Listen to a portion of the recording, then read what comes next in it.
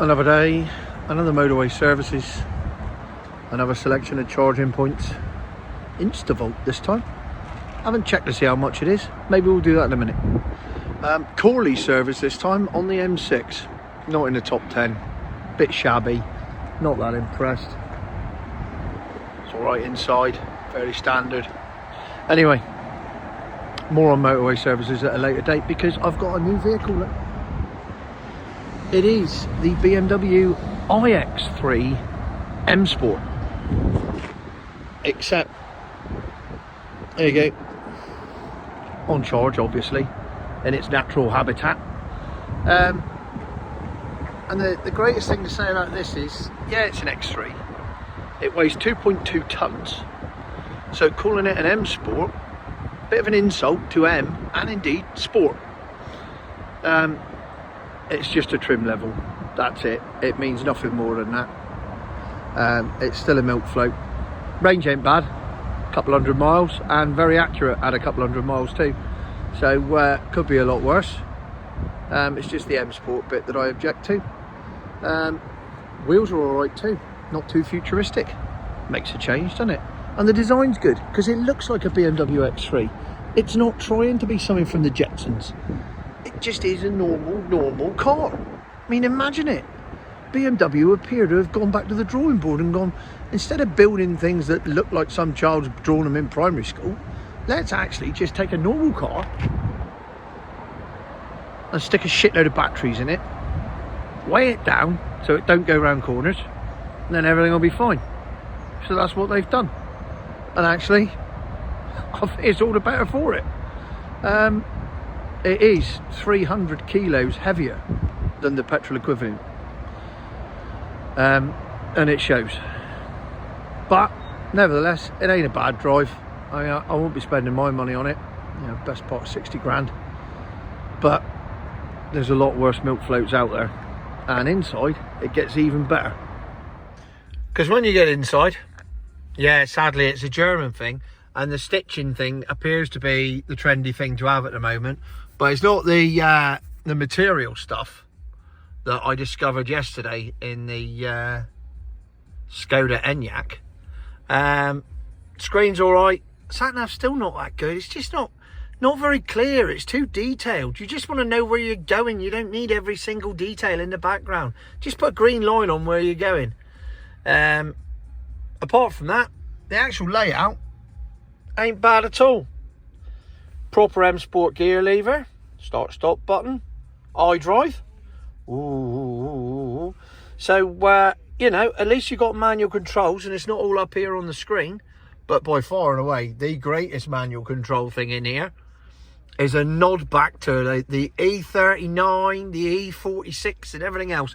There's a BMW designer who's on a nostalgia trip, because despite the fact you got this here and that there, look at this.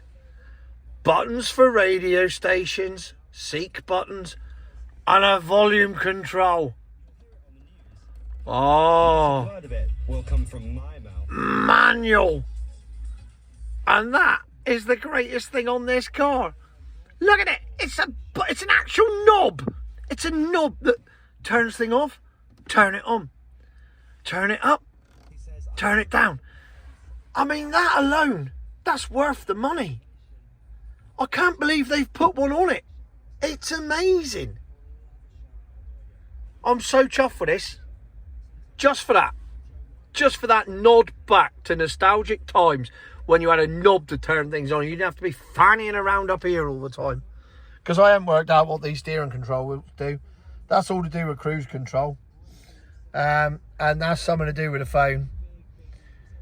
You know, it's just too much to learn for a bloke that's only in the car for 30 seconds or a couple of hours or whatever. Clocks are all right. Display's quite good.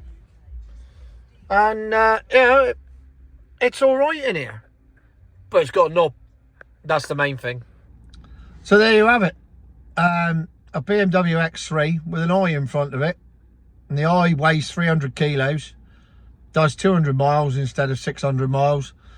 But it's all right, really. You know, look at that. There's one of those new London electric taxis there. I can't turn the camera around and he's gone now. He's a bit out of his jurisdiction, isn't he? All the way up here. You're going to have to charge up in a minute. Yeah, BMW have made an X3, put an eye in front of it, put a shitload of weight on the front of it. Oh, not on the front of it, underneath it. And not really changed a lot else. Which, as far as I'm concerned, is progress by going backwards. Because there was nothing wrong with a BMW X3. It's a weird thing. Because, you know, if you want a small X, you get an X1. And if you want a big X, you get an X5. And if you've got 58 kids, you get an X7. Oh, I can't think of a single reason why you want an X3. But nevertheless, comfy seats, does exactly what it says on the tin. And it's all right. And it's not boring, which is the main thing. Because after all the other milk floats, this isn't boring. It's all right. It's got knobs. I think it's the knobs.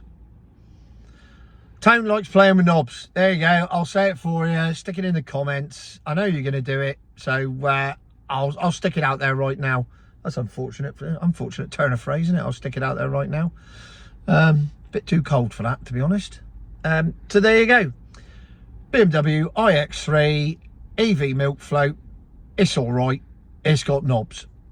But still, in conclusion, future my arse.